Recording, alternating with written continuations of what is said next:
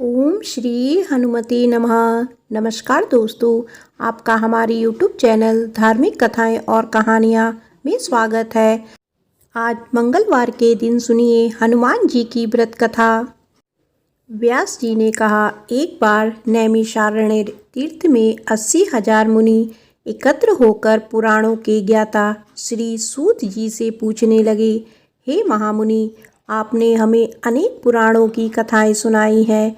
अब आप कृपया करके हमें ऐसा व्रत और कथा बताइए जिसके करने से संतान की प्राप्ति हो तथा मनुष्यों को रोग शोक अग्नि सर्व दुख आदि का भय दूर हो, क्योंकि कलयुग में सभी जीवों की आयु बहुत कम है। फिर इस पर उन्हें रोग चिंता के कष्ट लगे रहेंगे तो फिर वह श्री हरि के चरणों में अपना ध्यान कैसे लगा सकेंगे।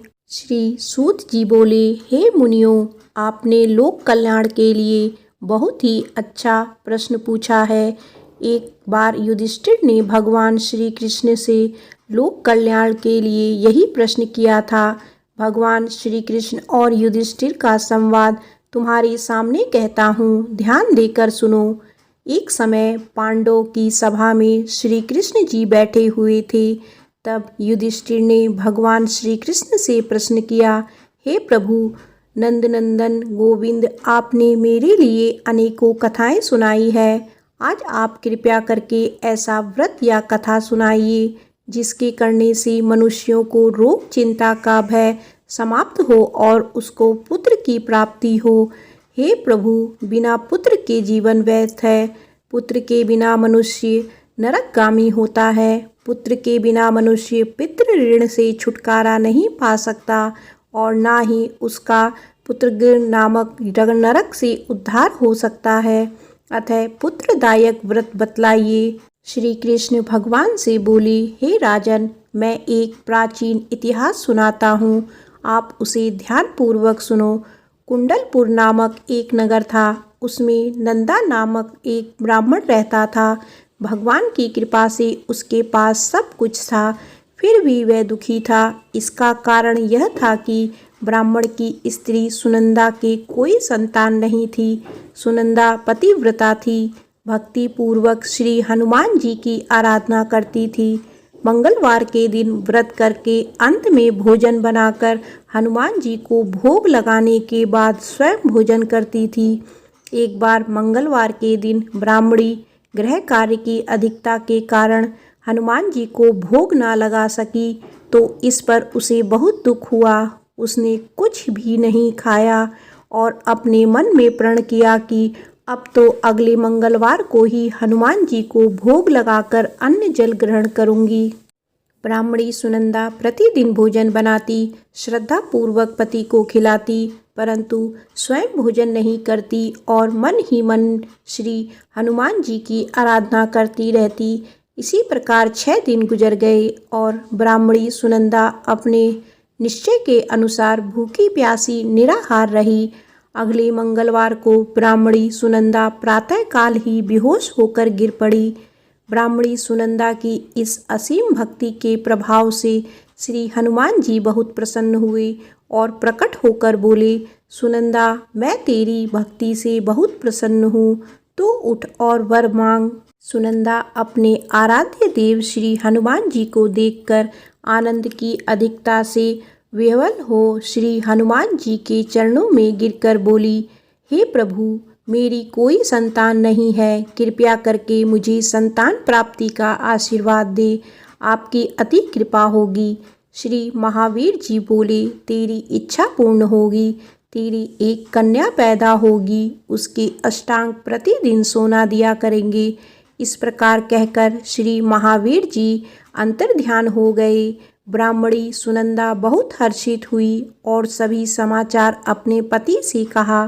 ब्राह्मण देव कन्या का वरदान सुनकर कुछ दुखी हुए, परंतु सोना मिलने की बात सुनी तो बहुत प्रसन्न हुए। विचार किया कि ऐसी कन्या के साथ मेरी निर्धनता भी समाप्त हो जाएगी।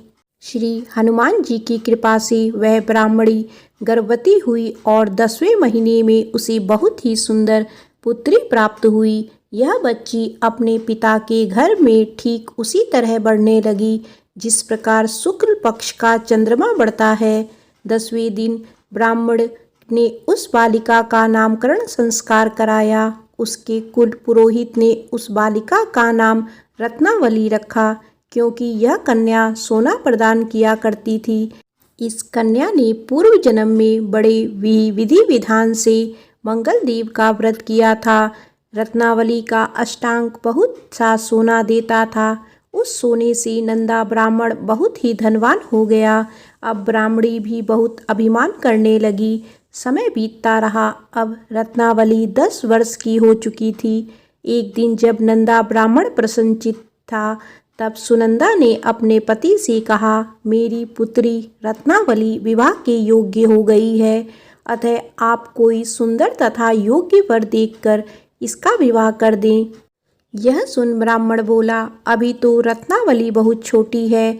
तब ब्राह्मणी बोली, शास्त्रों की आज्ञा है कि कन्या 8वें वर्ष में गौरी, 9 वर्ष में राहिणी, 10वें वर्ष में कन्या, इसके पश्चात रजस्वला हो जाती है। गौरी के दान से पाताल लोक की प्राप्ति होती है, राहिणी के दान से वैकुंठ लोक की प्राप्ति होती है, कन्या के दान से इंद्र लोक में सुखों की प्राप्ति होती है। अगर हे पतिदेव रजस्वला का दान किया जाता है तो घोर नरक की प्राप्ति होती है। इस पर ब्राह्मण बोला, अभी तो रत्नावली मात्र 10 ही वर्ष की है और मैंने तो 16-16 साल की कन्याओं के विवाह कराए हैं, अभी जल्दी क्या है। तब ब्राह्मणी सुनंदा बोली, आपको तो लोभ अधिक हो गया है लगता है। शास्त्रों में कहा गया है कि माता पिता और बड़ा भाई रजस्वला कन्या को देखते हैं तो वो अवश्य ही नरकगामी होते हैं। तब ब्राह्मण बोला, अच्छी बात है, कल मैं स्वयं ही योग्य वर की तलाश में अपना दूत भेजूंगा। दूसरे दिन ब्राह्मण ने अपने दूत को बुलाया और आज्ञा दी कि जैसी सुंदर मेरी कन्या है वैसा ही सुंदर वर उसके लिए तलाश करो। दूत अपने स्वामी की आज्ञा पाकर निकल पड़ा। पंपई नगर में उसने एक सुंदर लड़के को देखा। यह बालक एक ब्राह्मण परिवार का बहुत गुणवान पुत्र था। इसका नाम सोमेश्वर था। दूत ने इस सुंदर व गुणवान ब्राह्मण पुत्र के बारे में अपने स्वामी को पूर्ण विवरण दिया। ब्राह्मण नंदा को भी सोमेश्वर अच्छा लगा और फिर शुभ मुहूर्त में विधि पूर्वक कन्यादान करके ब्राह्मण ब्राह्मणी संतुष्ट हुए। परंतु ब्राह्मण के मन में तो लोभ समाया हुआ था। उसने कन्यादान तो कर दिया था, पर वह बहुत खिन्न भी था। उसने विचार किया कि रत्नावली तो अब चली जाएगी और मुझे इससे जो सोना मिलता था वह अब नहीं मिलेगा। मेरे पास जो धन था कुछ तो इसके विवाह में खर्च हो गया और शेष बच गया है, वह भी कुछ दिनों पश्चात समाप्त हो जाएगा। मैंने तो इसका विवाह करके बहुत बड़ी भूल कर दी है। अब कोई ऐसा उपाय हो कि रत्नावली मेरे घर में ही बनी रहे, अपने ससुराल ना जाए। लोभ रूपी राक्षस ब्राह्मण के मस्तिष्क पर छाया जा रहा था। रात भर अपनी शैया पर बेचैनी से करवटें बदलते बदलते उसने एक बहुत ही क्रूर निर्णय लिया।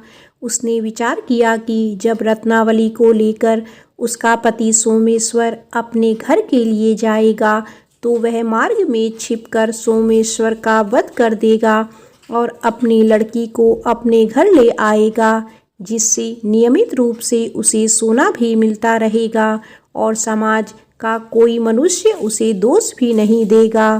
प्रातःकाल हुआ तो नंदा और सुनंदा ने अपनी जमाई तथा लड़की को बहुत सा धन देकर विदा किया। सोमेश्वर अपनी पत्नी रत्नावली को लेकर ससुराल से अपने घर की तरफ चल दिया। ब्राह्मण नंदा वहाँ लोभ के वशीभूत हो अपनी मति खो चुका था। पाप पुण्य को उसे विचार ना रहा था। अपने भयानक व क्रूर निर्णय को कार्य रूप देने के लिए उसने अपने दूत को मार्ग में अपनी जमाई का वध करने के लिए भेज दिया था, ताकि रत्नावली से प्राप्त होने वाला सोना उसे हमेशा मिलता रहे। और वो कभी निर्धन ना हो। ब्राह्मण के दूत ने अपने स्वामी की आज्ञा का पालन करते हुए उसके जमाई सोमेश्वर का मार्ग में ही वध कर दिया।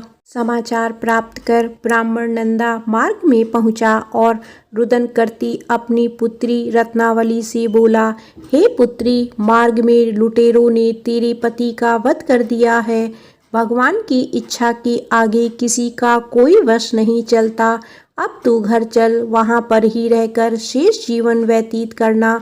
जो भाग्य में लिखा है वही होगा। अपने पति की अकाल मृत्यु से रत्नावली बहुत दुखी हुई। करुणा क्रंदन व रुदन करते हुए अपने पिता से बोली, हे पिताजी, इस संसार में जिस स्त्री का पति नहीं है उसका जीना व्यर्थ है।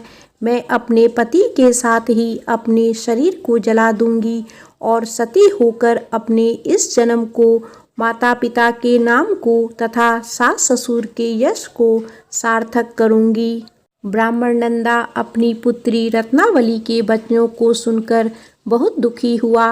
विचार करने लगा, मैंने व्यर्थ ही जमाई वध का पाप अपने सिर ले लिया। रत्नावली तो उसके पीछे अपने प्राण तक देने को तैयार है। मेरा तो दोनों तरफ से मरण हो गया। धन तो अब नहीं मिलेगा। जमाई वध के पाप के फलस्वरूप यम यातना भी भुगतनी पड़ेगी। यह सोचकर वह बहुत दुखी हुआ। सोमेश्वर की चिता बनाई गई। रत्नावली सती होने की इच्छा से अपने पति का सिर अपनी गोदी में रखकर चिता में बैठ गई। जैसे ही सोमेश्वर की चिता को अग्नि जलाई गई, वैसे ही प्रसन्न हो मंगलदेव वहां प्रकट हुए और बोले, हे रत्नावली, मैं तेरे पति भक्ति से बहुत प्रसन्न हूँ, तू वर मांग। रत्नावली ने अपने पति का जीवन दान मांगा।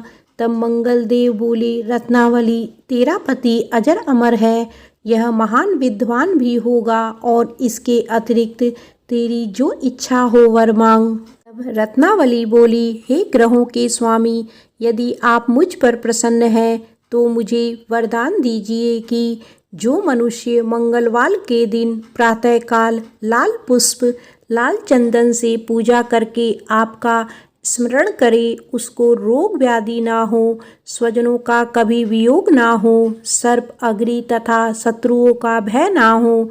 जो स्त्री मंगलवार का व्रत करे वह कभी विधवा ना हो। मंगलदेव तथा अस्तु कहकर अंतर्ध्यान हो गए। सोमेश्वर मंगलदेव की कृपा से जीवित हो उठा। रत्नावली अपने पति को पुनः प्राप्त कर बहुत प्रसन्न हुई और मंगलदेव का व्रत प्रत्येक मंगलवार को करके व्रतराज और मंगलदेव की कृपा से इस लोक में सुख ऐश्वर्य को भोगते हुए अंत में अपने पति के साथ स्वर्ग लोक को गई। प्रेम से बोलो पवन पुत्र हनुमान की जय। आइए सुनते हैं मंगलवार व्रत की दूसरी कथा।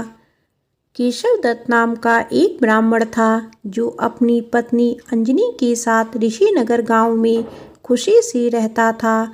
गांव के सभी लोग ब्राह्मण परिवार का बहुत सम्मान करते थे। उसके पास खूब धन संपत्ति थी, लेकिन उसकी कोई संतान नहीं थी। इस कारण दोनों पति पत्नी दुखी थे। पुत्र प्राप्ति के लिए दोनों हनुमान जी की पूजा करने लगे। ब्राह्मण हर मंगलवार जंगल में हनुमान जी की पूजा करने के लिए जाता। पत्नी घर में ही महावीर का व्रत रखा करती थी। दोनों शाम को बजरंगबली को भोग लगाकर व्रत खोलते थे। ब्राह्मण और उसकी पत्नी को हनुमान जी की पूजा करते करते कई साल बीत गए, लेकिन उन्हें संतान नहीं हुई। एक समय आया जब ब्राह्मण निराश हो गया, परंतु उसने बजरंगबली पर विश्वास नहीं छोड़ा। दोनों पति पत्नी विधिवत व्रत रखते रहे। एक मंगलवार अंजलि हनुमान जी को भोग लगाना भूल गई और दिन ढलने के बाद खुद भी बिना भोजन किए सो गई। उस दिन ब्राह्मण की पत्नी ने प्रण लिया कि वो अब अगले मंगलवार को भोग लगाने के बाद ही अन्न का दाना खाएगी। बिना कुछ खाए पिए किसी तरह से 6 दिन निकल गए। मंगलवार का दिन आया और कमजोरी के चलते वे बेहोश हो गई। हनुमान जी अंजलि की निष्ठा देखकर प्रसन्न हो गए। बेहोशी में ही ब्राह्मणी को हनुमान जी ने दर्शन दिए और कहा, पुत्री उठो, तुम हर मंगलवार पूरी निष्ठा के साथ मेरा व्रत करती हो। मैं तुम्हारी भक्ति से बहुत प्रसन्न हूँ। इस बात से खुश होकर मैं तुम्हारी मनोकामना पूरी करने का वरदान देता हूँ। तुम्हें पुत्र की प्राप्ति होगी जो तुम्हारा खूब ध्यान रखेगा। इतना कहकर बजरंगबली वहाँ से अंतर्ध्यान हो गए। तभी अंजलि उठी और भोजन तैयार करके उसने सबसे पहले हनुमान जी को भोग लगाया। इसके बाद खुद भी भोजन किया। केशव दत्त घर लौटा तो ब्राह्मणी ने उसे पूरी बात बताई। पुत्र वरदान की बात सुनकर ब्राह्मण को यकीन नहीं हुआ और वह अपनी पत्नी पर शक करने लगा। उसने अपनी पत्नी से बोला, तुम झूठ बोल रही हो, तुमने मेरे साथ धोखा किया है। कुछ समय बाद ब्राह्मण के घर एक सुंदर पुत्र का जन्म हुआ। दोनों ने उसका नाम हनुमान जी के नाम पर मंगल प्रसाद रखा। ब्राह्मण को हमेशा यही लगता था कि उसकी पत्नी उसे झूठी कहानी सुनाई है और उसके साथ छल किया है। यह सोचकर वह बच्चे को मारने की साजिश करने लगा। एक दिन मौका देखकर ब्राह्मण कुएं पर नहाते जाते समय बच्चे को अपने साथ ले गया। वहां उसने बच्चे को कुएं में फेंक दिया। ब्राह्मण के घर लौटने पर पत्नी ने उससे पूछा, मंगल कहाँ रह गया? वो भी तो आपके साथ गया था। पत्नी के सवाल सुनकर ब्राह्मण पहले थोड़ा घबराया और फिर बोला कि मंगल उसके साथ नहीं था। तभी पीछे से मंगल मुस्कुराते हुए सामने आया। यह देखकर ब्राह्मण दंग रह गया। केशव दत्त को रात को यह सोचकर नींद नहीं आई कि मंगलदास कैसे घर वापस आया। उसी रात बजरंगबली ने ब्राह्मण को सपने में दर्शन दिए। हनुमान जी ने कहा, मेरा प्रिय पुत्र, यह तुम दोनों का ही बेटा है। मैंने तुम्हारी और तुम्हारी पत्नी की भक्ति से खुश होकर तुम्हारी मनोकामना को पूरा किया था। अपने पुत्र मंगलदास को अपना लो और अपनी पवित्र स्त्री पर शक करना छोड़ दो। सुबह उठकर ब्राह्मण ने सबसे पहले अपने बेटे को गले लगाया, फिर अपनी पत्नी से माफ़ी मांगी। उसके बाद ब्राह्मण ने अपनी पत्नी को बताया कि वह किस तरह उस पर शक किया करता था और मंगलदास को अपना पुत्र नहीं मानता था। ब्राह्मण की पत्नी ने उसे माफ़ कर दिया और तीनों खुशी खुशी एक साथ रहने लगे। प्रेम से बोलो बजरंगबली की जय।